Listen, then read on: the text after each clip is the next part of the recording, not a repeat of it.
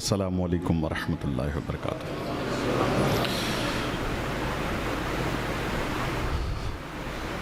الحمدللہ الذی ابدع الافلاک والارضین والصلاة والسلام علی من کان نبی وآدم بین الماء والطین وعلی آلہ واصحابہ الطیبین الطاہرین، اما بعد، فاعوذ باللہ من الشیطان الرجیم، بسم اللہ الرحمن الرحیم۔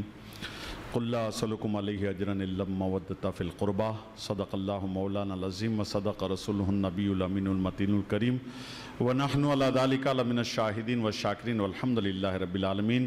آئیے ہم اور آپ مل کر دونوں جہاں کے تاجدار، مالک و مختار، شفیع المذنبین جناب رحمت للعالمین احمد مصطفیٰ محمد مصطفیٰ صلی اللہ تعالیٰ علیہ وسلم کی بارگاہ میں حاضر درود و سلام پیش فرمائے اور پڑھے اللہم صلی علی۔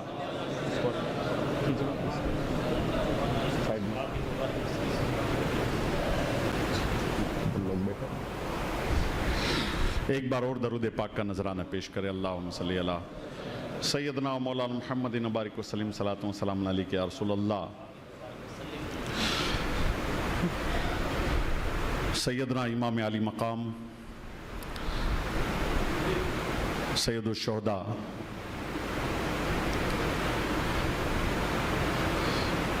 کی بارگاہ میں خراج عقیدت پیش کرنے کے لیے ہر سال جو اس کمیٹی کی طرف سے جلسہ ہوتا ہے، اس میں ہم اور آپ یہاں پر شریک ہیں۔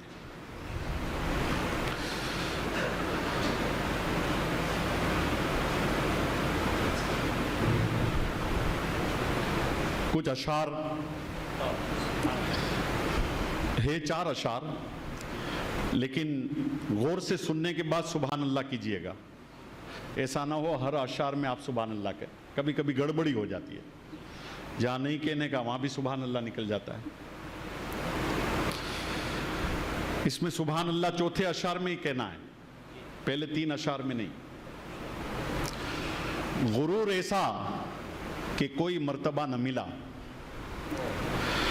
غرور ایسا کہ کوئی مرتبہ نہ ملا، ستم کے بعد بھی کچھ حاصل جفا نہ ملا، اور سر حسین ملا ہے یزید کو لیکن، سر حسین ملا ہے یزید کو لیکن، شکست یہ ہے کہ پھر بھی جھکا نہ ملا۔ نہیں سمجھ میں آیا؟ سر حسین ملا ہے یزید کو لیکن یزید کی شکست کیا ہوئی؟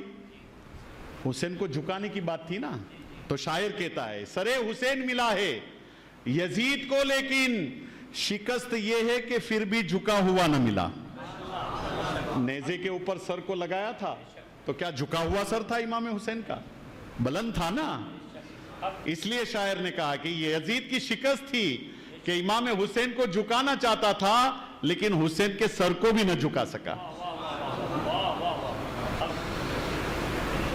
مجھ سے پیشتر علامہ صاحب نے بہت بہترین و جامع تقریر بعد کربلا کے واقعات آپ کو سنائے۔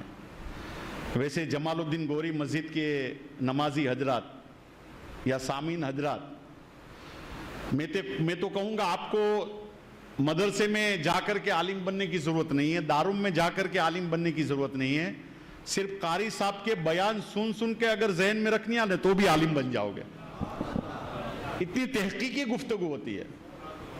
ویسے مقرر کسی کو ایک رات کی 10,000 دیے جاتے ہیں، کسی کو 25,000 دیے جاتے ہیں، 50,000 تک کا مقرر ہوتا ہے، لیکن باتیں صرف آپ کو صرف اردو الفاظ کے ساتھ باتیں وہی پرانی ملتی ہے، لیکن قاری صاحب کے بیان میں ہر بات آپ کو نہیں ملے گی، کیونکہ ان کا مطالعہ ان کا وسیع ہے۔ یہ آسان چیز نہیں ہے۔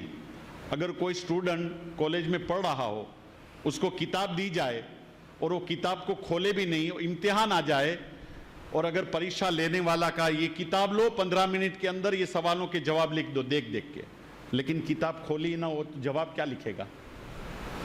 اس کو کیا پتا کون سے سوال کا جواب کون سے پیج کے اوپر ہے؟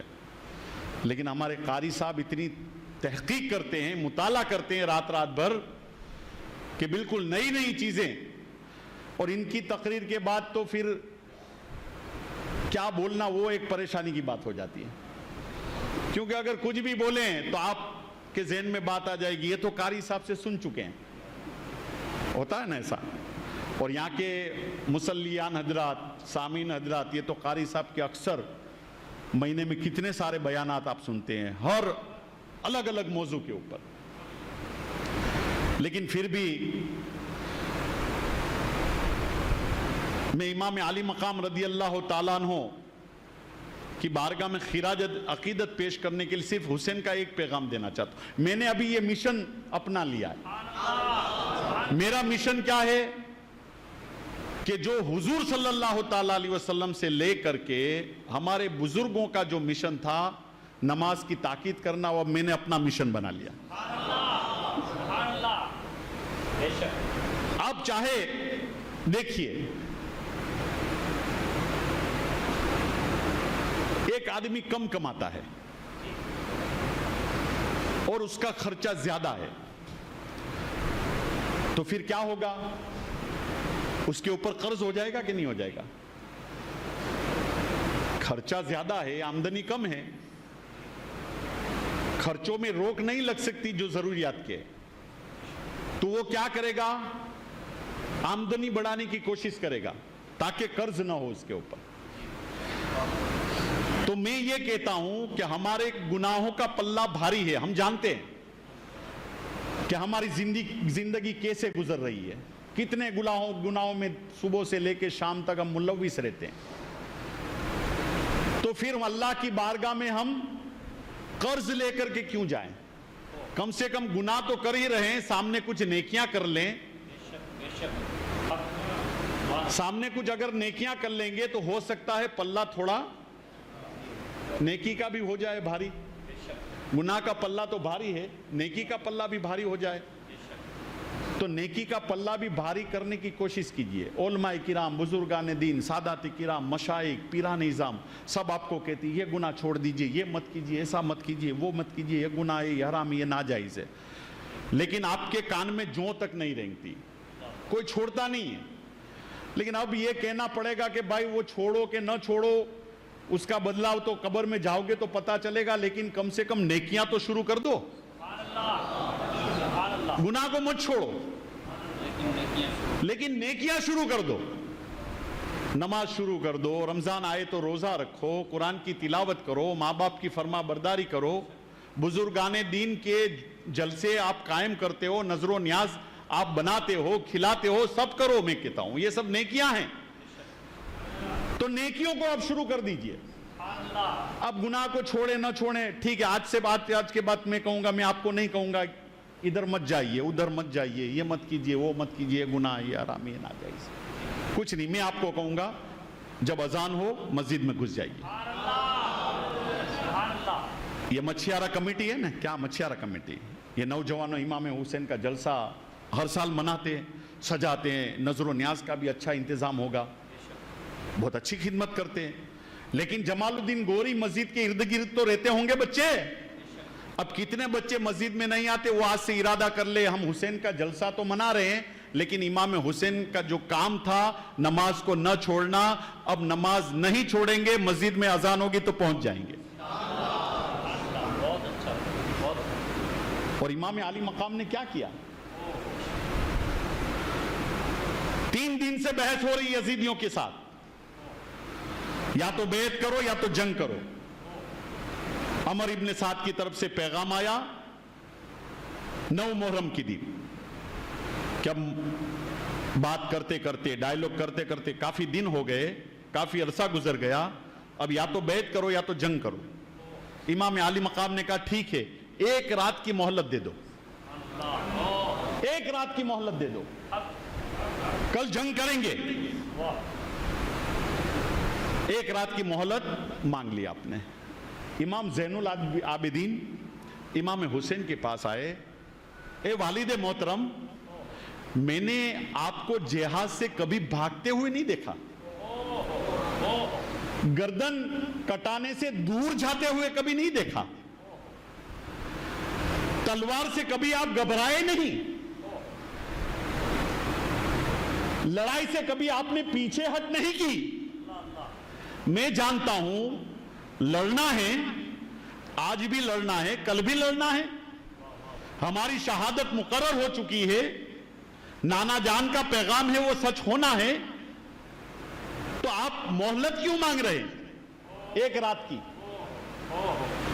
کل کی بجائے آج لڑ لیں، انجام آپ بھی جانتے ہیں، ہم بھی جانتے ہیں۔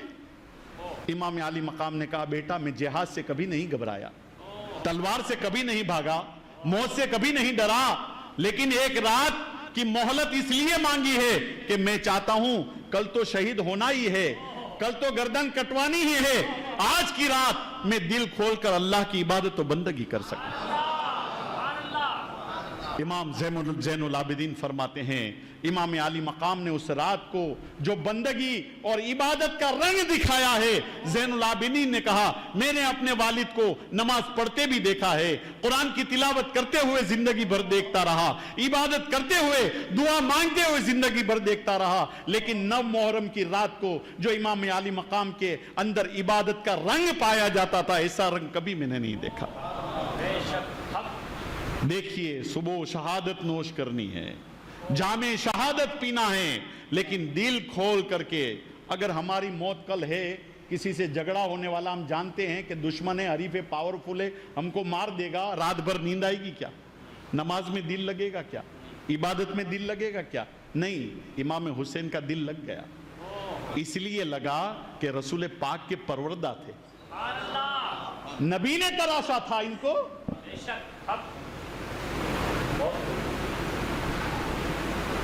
تو امام عالی مقام رضی اللہ تعالیٰ عنہ نے صدیق اکبر، فاروق اعظم، عثمان غنی، مولا کائنات، حضرت فاروق اعظم کی شہادت کہاں ہوئی؟ مسجد میں ہوئی۔ مولا علی کی شہادت کہاں ہوئی؟ مسجد میں ہوئی۔ تو یہ کیا سبق دیتا ہے ہم کو؟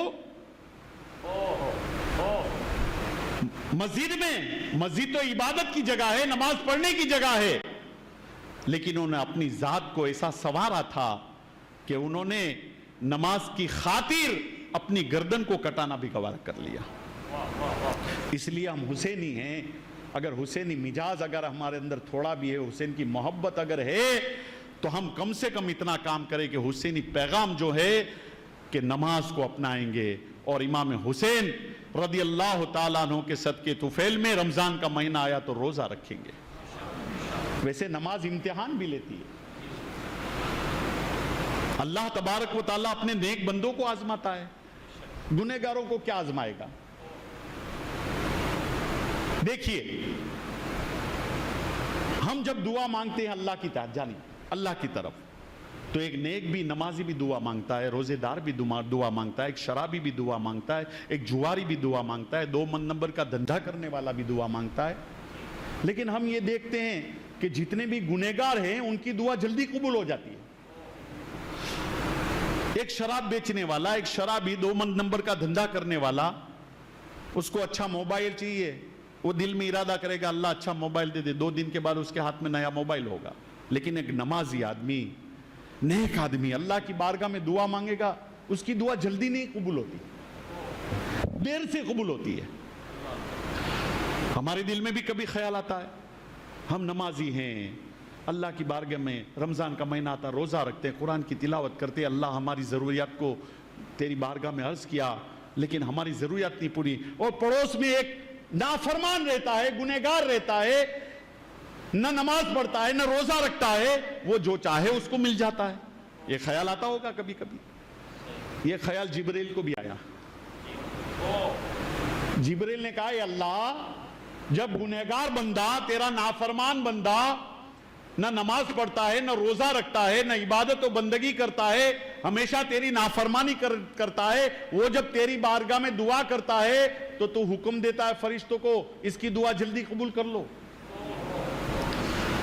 اس کی دعا جلدی قبول کر لو۔ اور نیک بندہ، نمازی بندہ، روزے دار بندہ، قرآن کی تلاوت کرنے والا، جب اس کی دعا کو لے کر فرشتے تیری بارگاہ میں پہنچتے تو تو ارشاد فرماتا ابھی ٹھہرو، اس کو مت دو۔ ایسا کیوں اللہ؟ نمازی کی دعا جلدی قبول ہونی چاہیے، روزے دار کی دعا جلدی قبول ہونی چاہیے، اس کی بجائے تو گنہگار کی دعا جلدی قبول کر لیتا ہے۔ کہا سنو اے فرشتوں، سنو، بات یہ ہے کہ ایک میرا نافرما بردار، میرا گنہگار بندہ، میری نافرمانی کرنے والا جب دعا مانگتا ہوں تو میں اسی کی دعا کو جلدی اس لیے قبول کر لیتا ہوں کہ اس کی آواز مجھے پسند نہیں، میں اس کی آواز کو پسند نہیں کرتا کہ وہ میری بارگاہ میں ہاتھ اٹھا کر بار بار دعا مانگے، اس لیے میں اسے جلدی دے دیتا ہوں کہ اس کی آواز مجھے پسند نہیں آتی، لیکن میرا فرما بردار بندہ جب دعا کرتا ہے تو اس کی آواز سن کر کے میں خوش ہوتا ہوں، اس لیے حکم دیتا ہوں ابھی ٹھہرو دوبارہ مانگنے دو، ابھی ٹھہرو تیسری بار مانگنے دو، ابھی ٹھہرو چوتھی بار مانگنے دو، اور پھر تاخیر کے ساتھ اس کو دیتا ہوں، لیکن جب دیتا ایسا دیتا ہوں کہ دوبارہ مانگنے کی اس کو ضرورت نہیں پڑتی، دوبارہ مانگنے کی ضرورت نہیں پڑتی۔ تو اللہ کی بارگاہ میں آپ جھکیے، پوری دنیا کے حالات سے آپ واقف ہیں، واٹس ایپ فیس بک کے ذریعے سوشل میڈیا کے ذریعے آپ جانتے ہیں پوری دنیا صرف اور صرف کس کے پیچھے پڑی ہوئی ہے، آپ جانتے ہیں کسی بھی مذہب کا ماننے والا، چاہے عیسائی ہو، چاہے یہودی ہو، چاہے بدھسٹ ہو، چاہے چائنیز ہو، چاہے جاپانیز ہو، چاہے جو کچھ بھی ہو، سب ایک ہی قوم کے پیچھے پڑے ہوئے ہیں۔ اور اسی طریقے سے میں آپ کو کہتا ہوں، اس لیے کہ اسلام سچا ہے، یہ سچے مذہب کی پہچان ہے کہ دوسرے تمام مذاہب والے اس کی مخالفت کر رہے ہیں، تو جو سچی چیز ہوتی ہے اس کے مخالف زیادہ ہوتے ہیں۔ آپ سیدوں کا دیکھ لیجئے، آل نبی اولاد علی کا دیکھ لیجئے، آج وہابی سیدوں کا مخالف، دیوبندی سیدوں کا مخالف، اہل حدیث سیدوں کا مخالف، جماعت اسلامی سیدوں کا مخالف، خارجی سیدوں کے مخالف، رابضی نہیں اپنے خارجی سیدوں کے مخالف، یزیدی سیدوں کے مخالف۔ تو اس کا مطلب کیا ہے؟ سب سیدوں کی مخالفت کیوں کر رہے ہیں؟ سب سیدوں کی دشمن کیوں بنے ہوئے؟ اس لیے کہ سید سچے ہیں، اس لیے ان کے مخالفت زیادہ ہے۔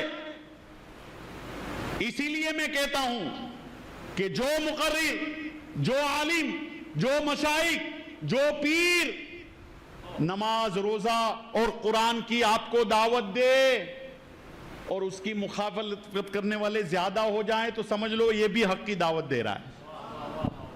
مولانا لوگ کا تو کام ہی ہے نماز روزہ کی دعوت دینا، پیروں کا تو کام ہی ہے، سب پیروں کی بات نہیں ہے، کچھ ایسے ہوتے ہیں جو دین کے راستے پر مریدوں کو بھی لے جاتے ہیں، امت کو بھی لے جاتے ہیں۔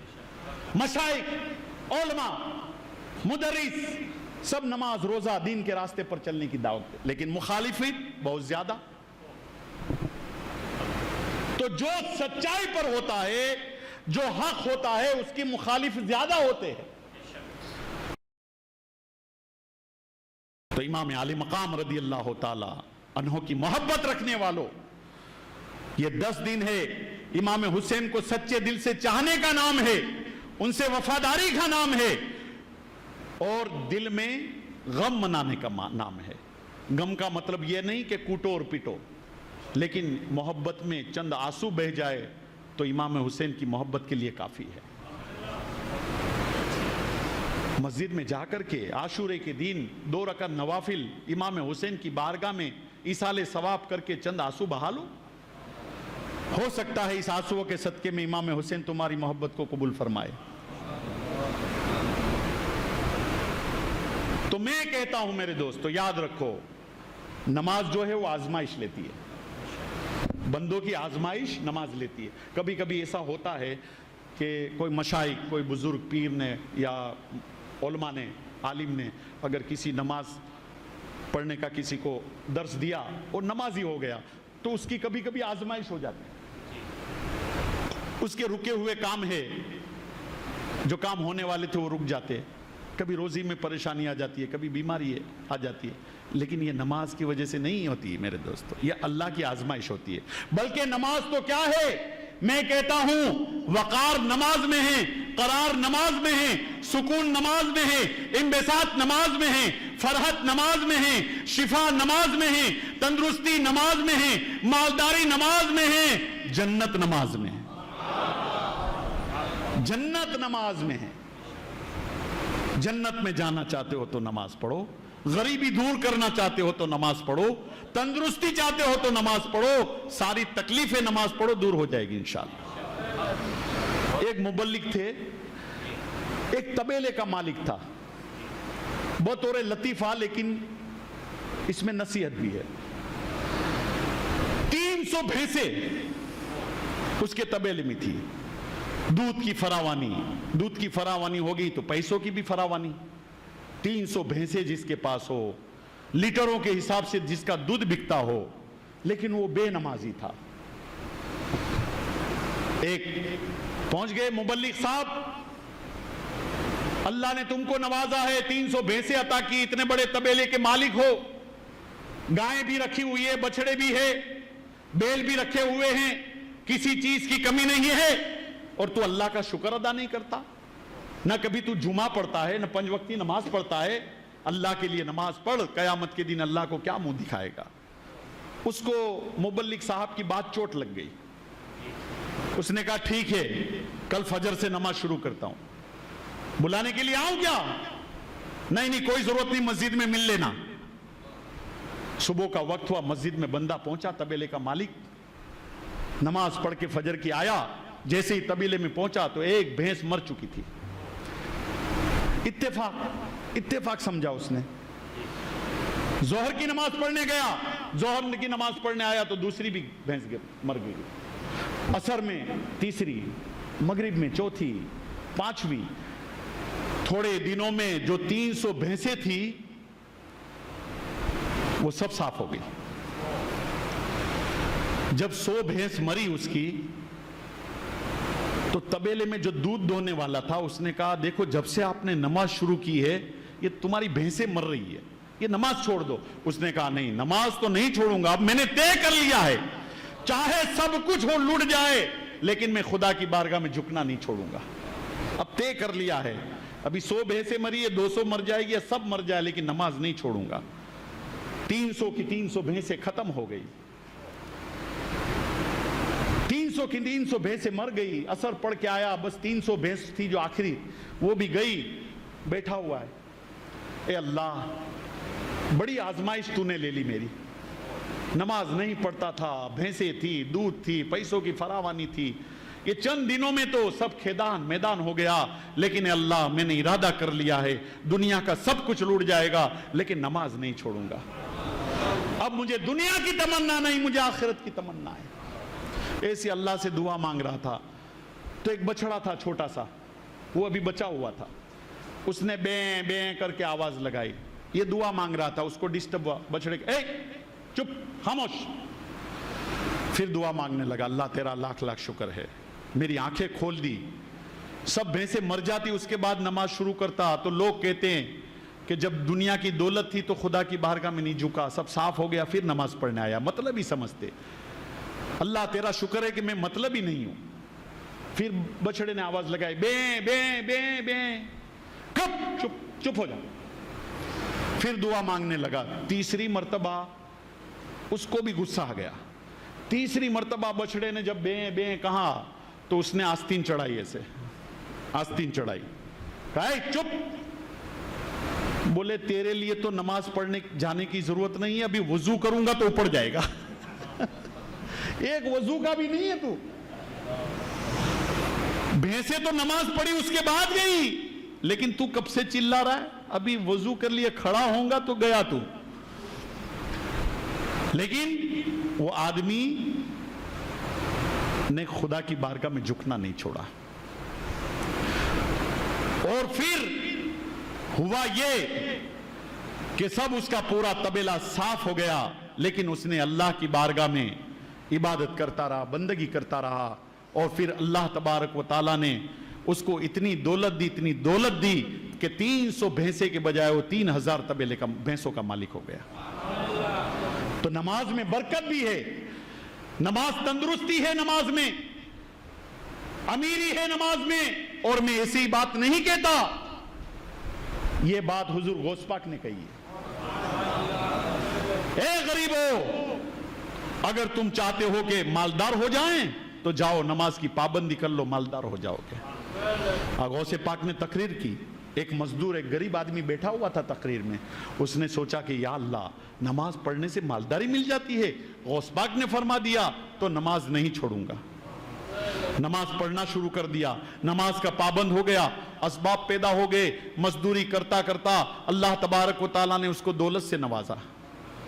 2 برس کے بعد اشرفیوں سے تھیلی بھر کر کے بڑے پیر کی بارگاہ میں آیا، بڑے پیر کی بارگاہ میں اشرفیوں کی تھیلی پیش کی۔ غوث پاک نے پوچھا، اے بیٹے کیا لائے ہو؟ کہا ہے بڑے پیر 2 برس پہلے آپ کی تقریر سننے آیا تھا، آپ نے اپنی تقریر میں کہا تھا کہ اگر مالدار بننا چاہتے ہو تو نماز پڑھو مالدار ہو جاؤ گے۔ میں نمازی نہیں تھا، میں نے سوچا جب نماز پڑھنے سے مالداری مل جاتی ہے تو نماز نہیں چھوڑوں گا، میں نے نماز پڑھنا شروع کر دیا، اللہ نے مجھے دولت سے نوازا تو سوچا کہ جس آقا کی بارگاہ سے نماز کی عادت ملی ہے چلو حضور کی بارگاہ میں نذرانہ پیش کراؤں، یہ اشرفیوں سے تھیلی بھر کر کے لایا ہوں، اسے قبول کر لیجئے۔ بڑے پیر نے وہ نمازی کا پیسہ قبول کر لیا، اپنے خادم سے کہا اسے بغداد کے غریبوں میں تقسیم کر دو۔ روایت میں آیا ہے کہ جب وہ نمازی کی اشرفیوں سے بھری ہوئی تھیلی مدین بغداد کی غریبوں میں تقسیم کیا جاتا ہے تو جو لوگ ان اشرفیوں کو پاتے سب کے سب مالدار بن جاتے ہیں۔ اتنی برکت ہو گئی نماز میں۔ تو نماز میں برکت ہے، نماز میں شفا ہے۔ ابو ہریرہ رضی اللہ تعالیٰ عنہ مسجد نبی میں تشریف فرمائے، پیٹ میں کچھ درد ہے، آپ بے چین ہیں، نبی کریم کی نظر پڑ جاتی ہے، اے ابو ہریرہ کیا بات ہے؟ یا رسول اللہ پیٹ میں کچھ گڑبڑ ہے، میں بے چین ہوں، حکیم کے پاس گیا تھا، طبیب کے پاس گیا تھا، دوا کا بھی استعمال کیا ہے لیکن بے چینی دور نہیں ہوتی، پیٹ کا درد دور نہیں ہوتا۔ اللہ کے رسول نے ارشاد فرمایا قم فصلی فإن فی الصلاۃ شفاء، کھڑا ہو جا نماز ادا کر لے، نماز میں شفا ہے۔ ابو ہریرہ فرماتے ہیں نماز پڑھی، سلام پھیرا، پیٹ کا درد غائب ہو چکا تھا۔ اسی لیے میں کہتا ہوں نماز میں برکت ہے، نماز میں تندرستی ہے، بیماری سے دور کرتی ہے نماز، غریبی سے دور کرتی ہے نماز، بدتمیزی سے دور کرتی ہے نماز، بے حیائی سے دور کرتی ہے نماز، اور جنت کے قریب کرتی ہے نماز۔ اس لیے نماز کی پابندی کرو۔ امام حسین رضی اللہ تعالیٰ عنہ سے محبت اور وفاداری کرنے والوں، میں کہتا ہوں جو کچھ کرنا ہو کرو، میں اس پر آپ کو روک نہیں لگاتا آج کے بعد، نہ کبھی کہوں گا، لیکن یہ بات تو کہوں گا کہ جب نماز کا وقت آئے تو مسجد میں پہنچ جاؤ، جب رمضان کا مہینہ ہو تو روزے رکھو، جب بڑی رات آئے، شب معراج، شب برات، شب قدر آئے تو قرآن کی تلاوت کرو، قرآن کھول کر کے بیٹھ جاؤ۔ تو اتنا کرو، کرو گے کہ نہیں کرو گے؟ انشاءاللہ کریں گے، انشاءاللہ ضرور کریں گے، جو بھی وقت ملے، 5 وقت اگر ملتے تو بہت بہتر بات ہے، ظہر کا ملے ظہر پڑھ لیجئے، مغرب ملے مغرب پڑھ لیجئے، عشاء پڑھ لیجئے عشاء پڑھ لیجئے۔ تو انشاءاللہ تبارک و تعالی اللہ سے دعا ہے اللہ تبارک و تعالی ہمیں نمازی بنا دے۔ امام حسین کی سچی وفاداری ہر مسلمان کو اللہ تبارک و تعالی عطا فرمائے، کیونکہ وفاداری اگر سچی ہے تو جس کے پیروکار ہوتے ہیں اس کے پیچھے چلنے کا من کرتا ہے، جس کو پیروکار ہوتے ہیں، جس کے پیچھے چلنے والے ہوتے ہیں، اس سے اگر سچی محبت ہے تو یہ ہوتا ہے وہ جدھر جائے گا ادھر میں بھی جاؤں گا۔ تو صرف محبت کا دعویٰ نہ کیجئے، ہم سچے چاہنے والے ہیں، سچے وفادار ہیں، سچے عاشق ہیں۔ اگر عاشق ہے تو وہ کرو جو حسین نے کیا تھا، اس سے دور رہو جو جس سے حسین دور رہے تھے۔ بھائی یزید کی بیعت کیوں نہیں کی؟ مسئلہ کیا تھا؟ یزید بے نمازی تھا، یزید شراب پیتا تھا، یزید جوا کھیلتا تھا، رنڈی پناہ کرتا تھا، یہ سب چیزیں تو یزید کرتا تھا۔ اگر یزید بادشاہ ہوتا تو کیا حسین کو اختلاف ہوتا؟ جس طرح ان کے والد کی بیعت کر لی یزید کی بھی بیعت کر لیتے۔ تو شرابی کی بیعت کو قبول نہیں کیا، جواری کی بیعت کو قبول نہیں کیا، رنڈی بازی کی بیعت کو قبول نہیں کیا، بے نمازی کی بیعت کو قبول نہیں کیا امام حسین نے۔ تو اب امام حسین کے ہم چاہنے والے ہیں، ان کا نذرانہ قبول کرو گے؟ امام حسین کے جلسے جلوس کے لیے، تعزیہ بنانے کے لیے، جو شراب بیچ کر کے کما رہا ہے، جو جوا کھیل کر کے کما رہا ہے، رنڈی بازی کر کے دولت جس نے جمع کی ہوئی ہے، کیا ایسے پیسے امام حسین کی محبت میں لگاؤ گے تو حسین خوش ہوں گے؟ نہیں ہوں گے۔ اس لیے اللہ کے لیے اللہ سے ڈرو، زندگی کا کوئی بھروسہ نہیں ہے، طوفان بھی آ کے چلا گیا، بھوکمپ بھی آ گیا، کورونا بھی آ گیا، 2 راؤنڈ ہو گئے، تیسرا راؤنڈ آنے والا ہے، پتہ نہیں کون بچے گا کون نہیں بچے گا۔ گزشتہ محرم میں ہمارے اندر اونا شہر میں کتنے لوگ ہوں گے جو آج ہماری نگاہوں کے سامنے نہیں، بہت سے ایسے لوگ ہوں گے جو ہماری نگاہوں کے سامنے نہیں۔ اس لیے موت کا کوئی بھروسہ نہیں ہے، اس لیے جتنی ہو سکے قبر کی تیاری کر لو، قبر کے سوال جواب میں آسان ہو جائے اس کے لیے تیاری کرو۔ اللہ تبارک و تعالی ہمیں نمازی بنا دے، روزے دار بنا دے، شریعت مطہرہ کے راستے پر چلنے کی توفیق عطا فرمائے۔ وآخر دعوانا الحمدللہ۔